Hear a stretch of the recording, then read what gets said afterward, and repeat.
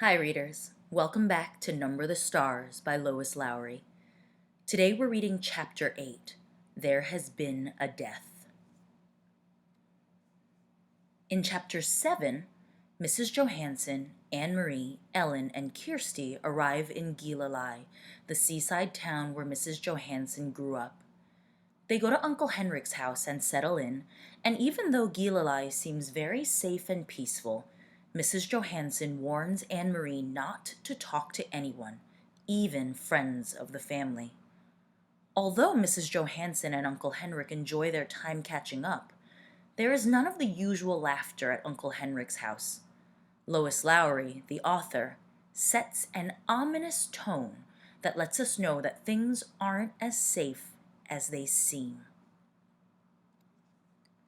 Chapter 8, There Has Been a Death.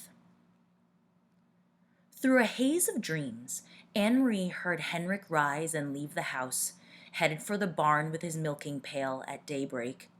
Later, when she woke again, it was morning. She could hear birds calling outside, one of them close by the window in the apple tree, and she could hear Mama below in the kitchen talking to Kirsty. Ellen was still asleep. The night before, so shortened by the soldiers in the Copenhagen apartment, seemed long ago. Readers, Lois Lowry is giving us information about the timeline of this story. She's reminding us that even though so many things have happened, only a few days have passed since we first met Anne-Marie and Ellen when they were first stopped by soldiers on the street after school. Ellen was still asleep. The night before, so shortened by the soldiers in the Copenhagen apartment, seemed long ago. Anne-Marie rose quietly so that she wouldn't wake her friend. She pulled on her clothes and went down the narrow, curved staircase to find her sister kneeling on the kitchen floor, trying to make the gray kitten drink water from a bowl. "Silly," she said. "Kittens like milk, not water." "I am teaching this one new habits," Kirsty explained importantly, "and I have named him Thor, for the god of thunder." Anne-Marie burst out laughing. She looked at the tiny kitten who was shaking his head, irritated at his wet whiskers as Kirsty kept trying to dip his face to the water. "God of thunder?" Anne-Marie said. "He looks as if he would run and hide if there were a thunderstorm." "He has a mother someplace who would comfort him, I imagine," Mama said, "and when he wants milk, he'll find his mama." "Or he could go visit the cow," Kirsty said. Although Uncle Henrik no longer raised crops on the farm, as his parents had, he still kept a cow who munched happily on the meadow grass and gave a little milk each day in return. Now and then he was able to send cheese into Copenhagen to his sister's family. This morning, Anne-Marie noticed with delight Mama had made oatmeal, and there was a pitcher of cream on the table. It was a very long time since she had tasted cream. At home, they had bread and tea every morning. Mama followed Anne-Marie's eyes to the pitcher. "Fresh from Blossom," she said. "Henrik milks her every morning before he leaves for the boat. And," she added, "there's butter, too. Usually not even Henrik has butter, but he managed to save a little this time." "Save a little from what?" Anne-Marie asked, spooning oatmeal into a floured bowl. "Don't tell me the soldiers tried to, what's the word? Relocate butter too?" She laughed at her own joke. But it wasn't a joke at all, though Mama laughed ruefully. Readers, Lois Lowry reminds us that even though it feels like they're on a relaxing vacation, remember that last night they had applesauce, this morning they have cream with their oatmeal, there's still an element of danger. There are soldiers in Gilali too. Let's go back to the text. Join me at the very last paragraph of this page. "But it wasn't a joke at all, though Mama laughed ruefully. They do," she said. "They relocate all the farmers' butter right into the stomach of their army. I suppose that if they knew Henrik had kept this tiny bit, they would come with guns and march it away down the path. Kirsty joined their laughter as the three of them pictured a mound of frightened butter under military arrest. The kitten darted away when Kirsty's attention was distracted and settled on the windowsill. Suddenly, here in this sunlit kitchen, with cream in a pitcher and a bird in the apple tree beside the door, and out in the cattegat where Uncle Henrik, surrounded by bright blue sky and water, pulled in his nets filled with shiny silver fish. Suddenly, the specter of guns and grim-faced soldiers seemed nothing more than a ghost story, a joke with which to frighten children in the dark.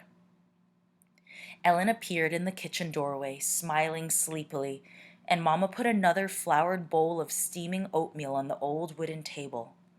"Cream," Anne-Marie said, gesturing to the pitcher with a grin. All day long the girls played out of doors under the brilliant clear sky and sun. Anne-Marie took Ellen to the small pasture beyond the barn and introduced her to Blossom, who gave a lazy, rough-textured lick to the palm of Ellen's hand when she extended it timidly. The kitten scampered about and chased flying insects across the meadow. The girls picked armfuls of wildflowers dried brown now by the early fall chill and arranged them in pots and pitchers until the tabletops were crowded with their bouquets. Inside the house, Mama scrubbed and dusted, tisk-tisking at Uncle Henrik's untidy housekeeping. She took the rugs out to the clothesline and beat them with a sticky, scattering dust into the air. "He needs a wife," she said, shaking her head, and attacked the old wooden floors with a broom while the rugs aired. "Just look at this," she said, opening the door to the little used formal living room with its old-fashioned furniture. "He never dusts." And she picked up her cleaning rags. "And Kirsty," she added, "the god of thunder made a very small rain shower in the corner of the kitchen floor. Keep an eye on him." Late in the afternoon, Uncle Henrik came home. He grinned when he saw the newly cleaned and polished house, the double doors to the living room wide open, the rugs aired, and the windows washed. "Henrik, you need a wife," Mama scolded him. Readers, when we scold someone, we're telling them that they've done something wrong. For example, teachers will scold students for not doing their homework. "Henrik, you need a wife," Mama scolded him. Uncle Henrik laughed and joined Mama on the steps near the kitchen door. "Why do I need a wife when I have a sister?" he asked in his booming voice. Mama sighed, but her eyes were twinkling. "And you need to stay home more often to take care of the house. This step is broken, and there's a leaking faucet in the kitchen, and—" Readers, let's pause for a moment. When authors repeat details, they're telling us to pay attention. This is not the first time that Lois Lowry has told us that the front step is broken. This must be an important detail to keep in mind. Henrik was grinning at her, shaking his head in mock dismay. "And there are mice in the attic, and my brown sweater has a big moth hole in the sleeve, and if I don't wash the windows soon—" They laughed together. "Anyway," Mama said, "I have opened every window, Henrik, to let the air in and the sunlight. Thank goodness it is such a beautiful day." "Tomorrow will be a day for fishing," Henrik said, his smile disappearing. Readers, notice the change in tone. Henrik's smile disappears. "Tomorrow will be a day for fishing," Henrik said, his smile disappearing. Anne-Marie, listening, recognized the odd phrase. Papa had said something like it on the telephone. "Is the weather good for fishing, Henrik?" Papa had asked. But what did it mean? Henrik went fishing every day, rain or shine. Denmark's fishermen didn't wait for sunny days to take their boats out and throw their nets into the sea. Anne-Marie, silent, sitting with Ellen under the apple tree, watched her uncle. Mama looked at him. "The weather is right?" she asked. Henrik nodded and looked at the sky. He smelled the air. "I will be going back to the boat tonight after supper. We will leave very early in the morning. I will stay on the boat all night." Anne-Marie wondered what it would be like to be on a boat all night, to lie at anchor, hearing the sea slap against the sides, to see the stars from your place on the sea. You have prepared the living room? Uncle Henrik asked suddenly. Mamma nodded. It is cleaned, and I moved the furniture a bit to make room. And you saw the flowers, she added. I hadn't thought of it, but the girls picked dried flowers from the meadow. Prepared the living room for what? Anne-Marie asked. Why did you move the furniture? Mamma looked at Uncle Henrik. He had reached down for the kitten, scampering past, and now held it against his chest and scratched its chin gently. It arched its small back with pleasure. Well, girls, he said, it is a sad event, but not too sad really, because she was very, very old. There has been a death, and tonight your great-aunt Berta will be resting in the living room, in her casket, before she is buried tomorrow. It is the old custom, you know, for the dead to rest at home, and their loved ones to be with them before burial. Kirsty was listening with a fascinated look. Right here, she asked? A dead person right here? Anne-Marie said nothing. She was confused. This was the first she had heard of a death in the family. No one had called Copenhagen to say that there had been a death. No one had seemed sad.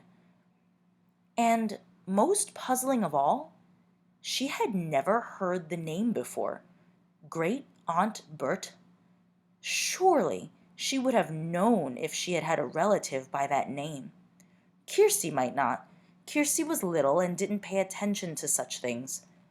But Anne-Marie did. She had always been fascinated by her mother's stories of her own childhood. She remembered the names of all the cousins, the great aunts and uncles, who had been a tease, who had been a grouch, who had been such a scold that her husband had finally moved away to a different house, though they continued to have dinner together every night. Such wonderful, interesting stories filled with the colorful personalities of her mother's family. And Anne-Marie was quite certain, though she said nothing. There was no great Aunt Berta. She didn't exist.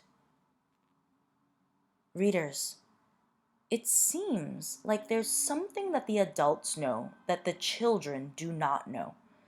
There are times in life when adults do not tell children everything. Why do you think sometimes adults keep some information from children?